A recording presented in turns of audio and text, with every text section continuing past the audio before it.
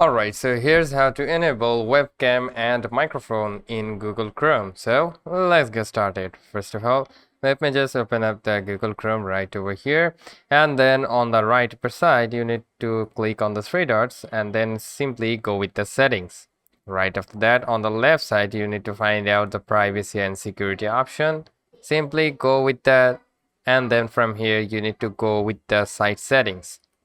Alright, so now as you can see under the permission section, you will probably see the camera option and as well as the microphone. So first let me just go to the camera, and then from here you need to select the camera. So if we click on this, you can see different camera options. So you need to select your webcam. So for my case, here you go, this is my webcam, so I will select that one, and then simply select sites can ask to use your camera. All right, so you need to select this one and simply go back, and then same as for the microphone, simply go with the microphone.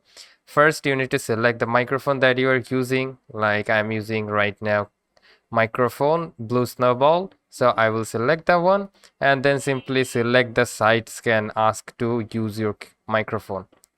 So that's how you can simply enable webcam and microphone in Google Chrome. So hope this video helps you out. If yes, please leave a like, and we'll see you pretty next time.